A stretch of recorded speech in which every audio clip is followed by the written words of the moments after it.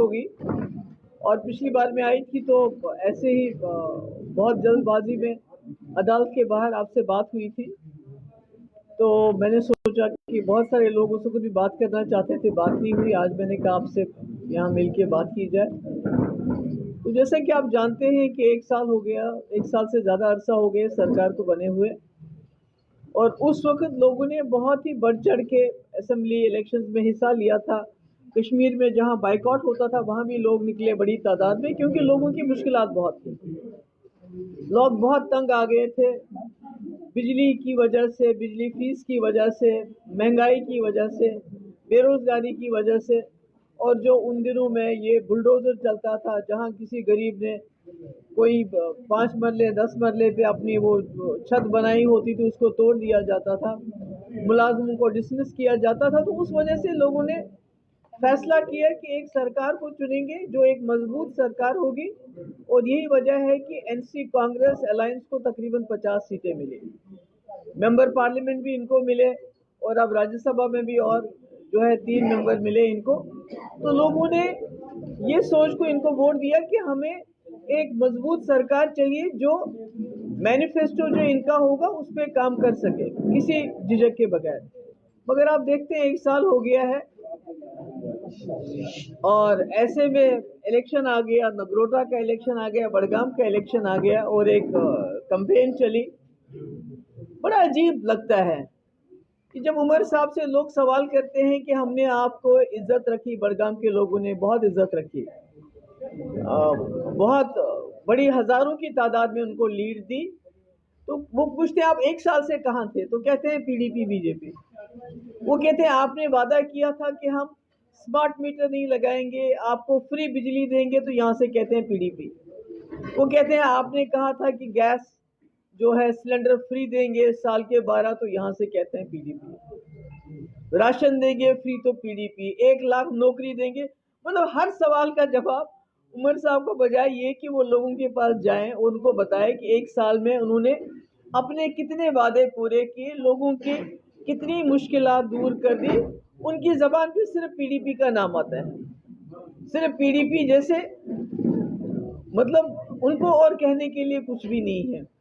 तो ऐसे में मुझे हैरानगी हो रही है कि एक इतनी मजबूत सरकार जिसके पास इतना बहुमत हो, इतनी मेजॉरिटी हो, उनके पास लोगों को कहने के लिए एक भी बात नहीं है जिसपे वो लोगों को जाके वोट मांगे। लोकसभा का इलेक्शन हुआ, पीडीपी बीजेपी, उस पर वोट मांगा। असेंबली का इलेक्शन हुआ, पीडीपी बीजेपी। आज बाई इलेक्शन है, इसमें भी इनको लोगों को कहने के लिए, देने के लिए कुछ भी नहीं है। जैसे कि आप जानते हैं कि जिस उमर साहब ने ये कहा था कि मैं स्मार्ट मीटर चीफ मिनिस्टर बनते ही दरिया में फेंक दूंगा, आज वही उमर साहब स्मार्ट मीटर की वकालत करते हैं। वो कहते हैं कि आप सोलर भी लगाओ, उसके बाद हम देखेंगे, जो गरीब होगा उसके बाद देखेंगे बिजली फ्री देने का। इसी तरह सिलेंडर जो इन्होंने किया था वादा, उसका कहीं नामो निशान नहीं है। और आपको पता है गैस की कीमत पहले से ज्यादा बढ़ गई, बेरोजगारी ज्यादा बढ़ गई है, हर हिसाब से लोगों की कमर टूट गई है। तो ऐसे में पीडीपी के ऊपर एक तो अपोजिशन का बोझ था ही था, मगर इस सरकार की नाकस कारकर्दगी का बोझ भी आ गया है। इन्होंने कश्मीर में घर घर जाके ये कहा था कि जो हमारे जेलों में कैदी हैं हम उनको वापस लाएंगे, अगर वापस नहीं ला सके तो हम उनके केस खुद लड़ेंगे। मगर कुछ नहीं किया। हमने कोशिश की, आखिरकार जब सारे दरवाजे बंद हुए, होम मिनिस्टर को मैंने लेटर लिखा, चीफ सेक्रेटरी को लिखा, डीजी को लिखा, तो हमें अदालत जाना पड़ा। क्योंकि मैंने देखा, आप यकीन नहीं करेंगे, एक फैमिली है, उसके घर में बाप उसका अंधा है जो कैदी बंद है, उनके घर में कोई गुजारा नहीं। जवान बहनें जिनका एक भाई वो पिछले 7-8 साल से जेल में बंद है, और कोई उनका जुर्म भी अभी तक साबित नहीं हुआ। तो हम मजबूर होकर अदालत चले गए, हम मजबूर होकर असेंबली में रेजोल्यूशन लाते हैं, हम बिल लाते हैं। तो जिनको इन्होंने कहा था कि हम फ्री बिजली देंगे, उनको आज कहते हैं मीटर नहीं लगाओगे तो आप बिजली चोर हो। जिनको इन्होंने कहा था कि जो सरकारी जमीनों में 20-30 साल से लोग रह रहे हैं, उन्होंने छोटे घर बनाए हुए हैं, तो उनको हम मालिकाना हुकूक देंगे, आज उनको कहते हैं कि आप लैंड ग्रैबर हो, आप जमीन चोर हो। तो मुझे समझ नहीं आता है कि इतनी नाकामी होने के बावजूद जो है 1 साल पूरे हर महाज पे फेल होने के बावजूद कब तक उमर साहब दुनिया में हर जगह प्रोपागंडा पीडीपी बीजेपी करेंगे। जहां तक लैंड ग्रैबिंग का सवाल है, जब यहाँ सैलाब आया था मैं गई थी, मैंने देखा यहाँ लोगों ने नालों के अंदर, यहाँ मैं गई थी सिटी में, वो कौन सा लैंड ग्रैबर है जो नाले में 5 मरले 6 मरले पे अपना कोठा खड़ा करेगा जिसको दरिया ने बहा के लिए। लैंड ग्रैबिंग अगर आपको देखनी है, उमर साहब से मैं कहना चाहती हूँ कि जब हमने बिल लाया वो भी आपकी एश्योरेंस पे लाया कि जब आपने कहा हमें वोट दो, आप जो प्रो पीपल बिल लाओगे, राज्यसभा में हमने वोट दिया, हम उसको सपोर्ट करेंगे, चाहे वो डेली वेजर का बिल था, चाहे वो लैंड का ओनरशिप का बिल था। अगर आपने वाकई उमर साहब लैंड ग्रैबिंग की बात करनी है तो बटंडी में जंगल की जो लैंड है उस लिस्ट में किसका नाम था, उनको बताना चाहिए लोगों को। जंगल की जो लैंड ग्रैबिंग हुई, जो जमीनी कब्जा जंगल में हुआ, उसमें किसका नाम था, किसने वहां लैंड ग्रैब की है, किसने जंगल की जमीन में मकान बनाया है। अगर लैंड ग्रैबिंग, गरीब क्या लैंड ग्रैब करेगा, गरीब 4 मरले 5 मरले 10 मरले में मकान बनाता है। अगर आपको लैंड ग्रैबिंग देखनी है तो गुपकार रोड में देख लीजिए, जो सरकारी जमीन है, जो कस्टोडियन की जमीन है, जो 2 कनाल 3 कनाल में शुरू होगी 75 76, जब इंदिरा शेख अकॉर्ड हुआ, शुरू होगी 3-4 कनाल से आज 100 कनाल तक पहुंची है वो लैंड। तो यहाँ के लोगों को बजाय इसके कि आप उनको किसी किस्म का आराम दे, उनको बिजली चोर बुलाना, क्योंकि वो कहते हैं मीटर मत लगाओ, हमारे फ्री बिजली दो, वो कहते हैं, वो आप उनको कहते हो कि आप जमीन चोर हो, क्योंकि गरीब लोग कहते हैं कि अगर मेरा 2 मरले 10 मरले पे मकान है मुझे हुकूक दो। तो मैंने सोचा ये मैं आप पे इस पे बात करूं कि आज उमर साहब इतने बड़गाम जाते हुए इतने ज्यादा वो बौखला गए हैं कि वो मतलब कहते हैं ना एक मुर्दा जानवर का दूध पीना बार बार, जो विपिंग द डेड हॉर्स। कब तक वो पीडीपी बीजेपी करते रहेंगे? आखिरकार उनको अपनी साल की कारकर्दगी बतानी चाहिए। आज तो पीडीपी बीजेपी सरकार में नहीं है, 10 साल 12 साल हो गए उसको। आज उन्होंने इस 1 साल में क्या किया? आज तो वो मतलब जगह जगह गली गली जाके वहां जब लोग सवाल करते हैं बिजली के लिए, पानी के लिए, सड़कों, मतलब इतना ताजुब की बात है, एक वजीर आला जो पिछले 1 हफ्ते से लेके अपने 30 35 40 एमएलए लेके बड़गाम में डेरा लगाए हुए हैं, क्योंकि एक सीट का सवाल है, सरकार नहीं बनानी पर एक सीट का सवाल है। उस एक सीट के लिए एक एक घर घर में उनके एमएलए इस वक्त जा रहे हैं, पूरी मशीनरी का इस्तेमाल कर रहे हैं, मगर 1 साल में उनको एक दिन टाइम नहीं मिला बड़गाम जाके लोगों का हाल पूछो, उनसे बताऊं कि भाई मैंने आपकी सीट छोड़ दी मगर मैं सिर्फ, फिर भी मैं आपका एमएलए हूं, मैं आपका वजीर आला हूं। तो आज जब जवाब नहीं मिलता है तो पीडीपी के इल्जाम लगाते हैं। तो मैंने यही बात आपसे कर दी थी। मुझे मेरा सवाल आपसे ये, हाल ही में मीडिया के साथ इंटरेक्शन में सीएम कहते हैं कि जो नॉमिनेशन की प्रक्रिया है, जो बर्खास्ती होती है एम्प्लॉइज की, उसमें पहला सिग्नेचर महबूबा मुफ्ती का था, क्योंकि आप चीफ मिनिस्टर थी और उस समय पीडीपी बीजेपी की सरकार थी। तो आपका क्या है? नहीं तो उमर साहब ने उसको क्या किया? उमर साहब ने इस वक्त तो कहते हैं, गवर्नमेंट ऑफ इंडिया कहती है, ये कहते हैं कि भाई कोई मिलिटेंसी नहीं है, सब कुछ ठीक ठाक हो गया है, और तकरीबन सैकड़ों की तादाद में जो है एम्प्लॉयज टर्मिनेट हो रहे हैं।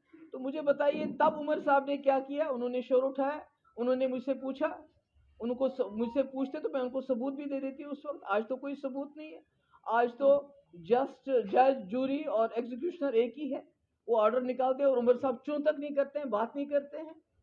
अगर उमर साहब में हिम्मत है तो बात करें ना, वो अपने एडवाइजर जिनको बनाना है उसके लिए तो एलजी साहब के साथ वो रोज झगड़ा करते हैं कि भाई इनको मिनिस्ट्रियल स्टेटस देना चाहिए, ट्रांसफर, छोटी छोटी ट्रांसफर के लिए झगड़ा करते हैं कि मैं ट्रांसफर करूंगा, एलजी ऑफिस नहीं करेगा, उसके लिए लड़ते हैं। तो ये जो मुलाजिम निकाले गए हैं इनके लिए भी लड़ना चाहिए। अगर महबूबा मुफ्ती ने किसी को टर्मिनेट किया है तो उस पर वजह रही होगी, मगर आज कौन सी वजह है? और क्या उमर साहब ने उस वक्त मुझसे सवाल किया आप ऐसा क्यों कर रही हो? नगरोटा में खिताब के एक मिनट उमर साहब ने जी, महबूबा मुफ्ती जी, एक इल्जाम नेशनल कॉन्फ्रेंस की तरफ से बार बार लगाया जाता है कि जो बात भारतीय जनता पार्टी कहती है वही बात पीडीपी भी कहती है और स्वयं आप भी कहती हैं, उस पर आपका क्या जवाब? मैंने कहा ना, इनके पास कहने को कुछ भी नहीं है, کوئی مردہ جب کوئی جانور چلا جائے تو اس کا دودھ دھوتے رہتے ہیں، یہ ایک ہی بات کہتے رہتے ہیں.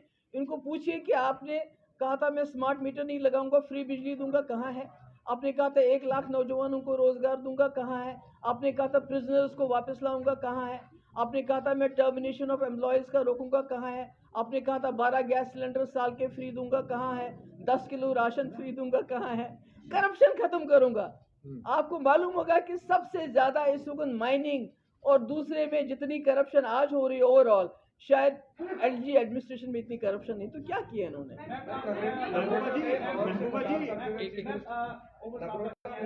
ڈسٹرکشن کی جو شروعات ہے جموں کشمیر میں جب بھارتیہ جنتا پارٹی اور پی ڈی پی نے مل کر یہاں پر سرکار بنائی تب سے شروع ہوئی.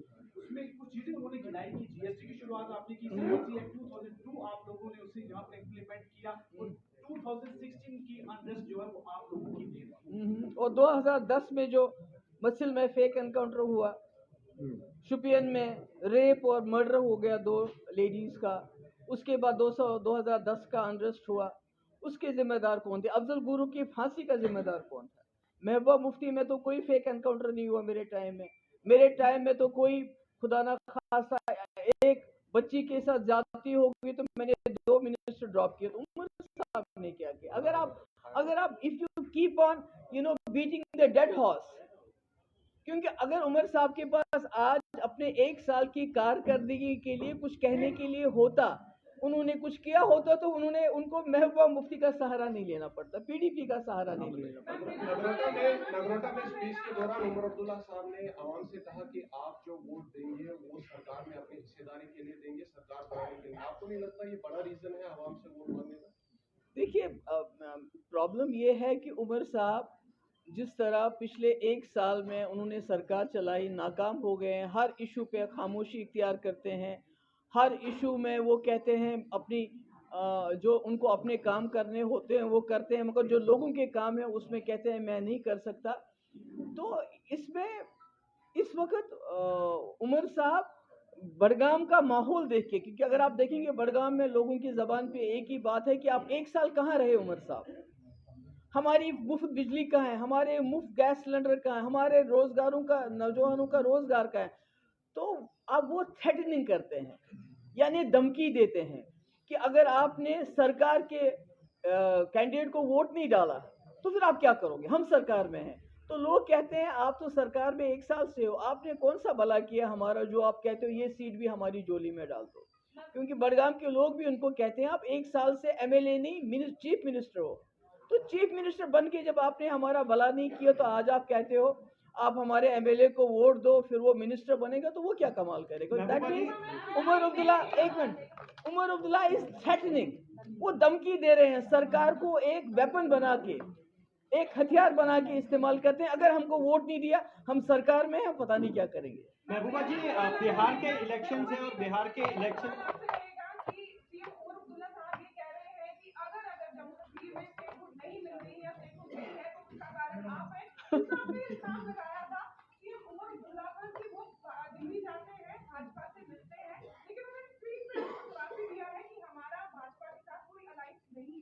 دیکھیے بات یہ ہے کہ عمر صاحب کو پی ڈی پی کا بھوت سوار ہو گیا ہے.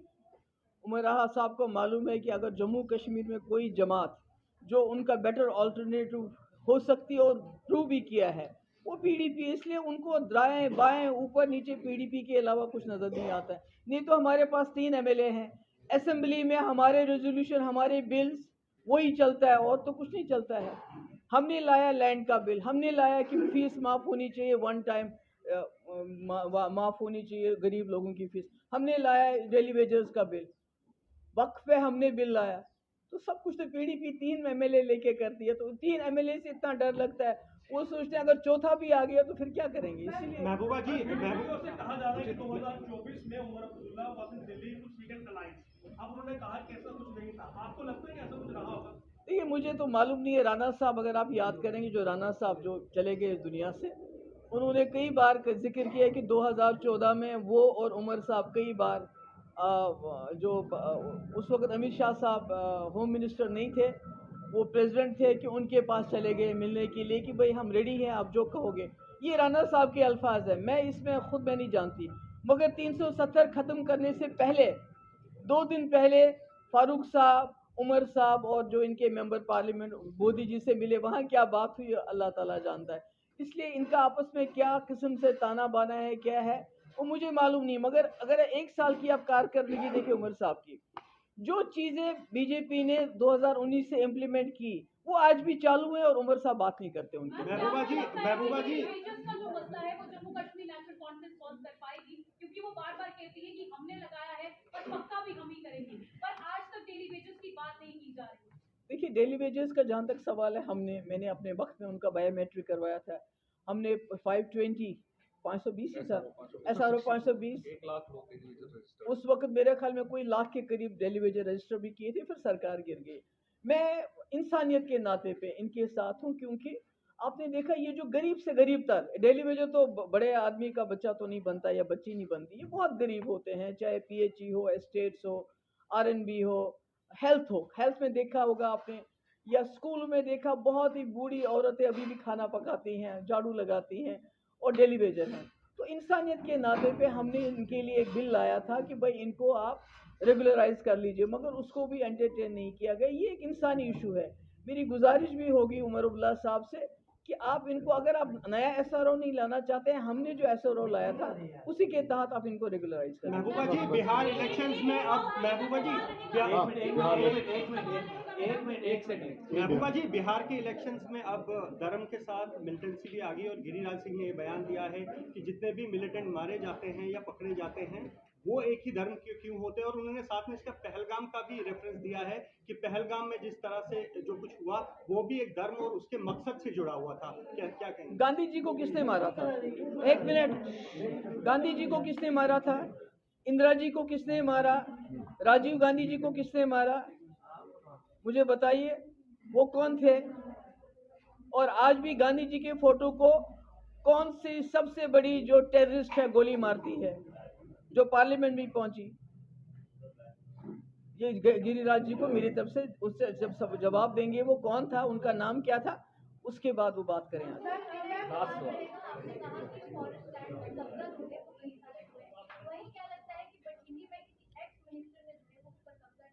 देखिए मैंने उमर साहब ने जब हमने वो बिल लाया, हमने कहा जो गरीब लोग हैं जिनके पास रहने की जगह नहीं है, 20-30 साल से कहीं उन्होंने 2 कमरे कमरा बनाया है, उनको मालिकाना हुकूक दे दीजिए जो यहाँ के स्टेट सब्जेक्ट हैं। तो उमर साहब ने कहा मैं लैंड ग्रैबर्स यानी ज़मीन चोरों को ज़मीन नहीं दूंगा। मगर ज़मीन चोरी की सबसे बड़ी मिसाल आपको बटंडी में मिलेगी, जिसमें इनके भी उस लिस्ट में इनका भी नाम है। फारूक साहब ने जब मकान बनाया था उसका भी नाम है। आप देखिए गुप्का रोड, जब इंदिरा शेख अकॉर्ड हुआ तो लगता था लोगों को पता नहीं अब कितने बड़े बड़े काम होंगे। जो सबसे बड़ा काम उस वक्त के चीफ मिनिस्टर ने किया, गुप्का रोड कश्मीर की सबसे बढ़िया ज़मीन मानी जाती है, उसको, उसमें कस्टोडियन लैंड था, गवर्नमेंट लैंड था, मेरे ख्याल में 1 रुपये 1 कनाल लीज कर दिया अपनी फैमिली को। और अगर उस वक्त वो 4 कनाल या 5 कनाल थी, इस वक्त वो लैंड 100 कनाल उनके पास है। तो आप बताइए लैंड ग्रैबर कौन है सबसे बड़ा? महबूबा जी एक सवाल करना चाहूँगा, जिस तरह आप सभी रीजनल पार्टी चाहे वो जम्मू कश्मीर की हो या कश्मीर की, आप सब जो है वो केंद्र सरकार की नीतियों पर हमेशा जो है सवाल खड़ा करते हैं। आज तो मैंने सारे सवाल उमर अब्दुल्ला की सरकार पे किए। मैं एक सवाल मैम आपसे करना ये जरूर चाहूँगा कि अगर कल को जिस तरह कहते हैं कि सियासत में कोई भी फॉरेनर कोई दुश्मन नहीं होता, कोई दोस्त नहीं होता, जिस तरह आज उमर अब्दुल्ला पर या नेशनल कॉन्फ्रेंस पर ये सवाल उठाया जा रहा है कि बीजेपी के साथ अलायंस जो है की जाती है, अलायंस आपका भी था, लेकिन जब भी जम्मू कश्मीर में सरकार बनती है वो कश्मीर और जम्मू कश्मीर दोनों को देखकर जो है चुनाव में जो जीतता है उसकी सरकार बनती है। बिना कश्मीर के रीजनल पार्टीज के वोटिंग की विनिंग की वजह से जम्मू की सरकार नहीं बन सकती। तो केंद्र की जो नीति है, क्या इन फ्यूचर कभी आपको अगर दोबारा मौका मिलता है पीडीपी को केंद्र के साथ सरकार अगर मिलकर जो है बनाने का बीजेपी के साथ, क्या आप उसका साथ दोबारा चाहेंगे कि बीजेपी? ये क्या सवाल हो, ये क्या सवाल हो गया, इतना आपने वो बांधी।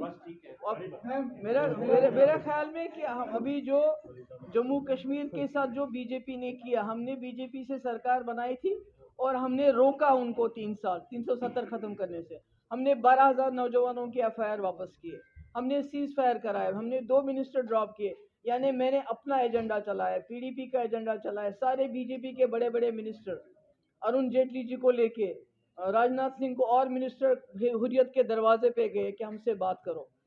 ये हमारी उस वक्त की अलायंस थी जो उस वक्त की आपको थी। लगता है तो आपको लगता है ये पूर्ण राज्य का दर्जा जो आप लोग जो बात कहते हैं पूर्ण राज्य का दर्जा चाहिए, बिना बीजेपी सत्ता में आए हुए आप लोगों को पूर्ण राज्य का दर्जा दे पाएगी? मैं पूर्ण दर्जे की राजधानी की बात ही मैं कह रही हूँ कि जम्मू कश्मीर की समस्या का समाधान ढूंढो।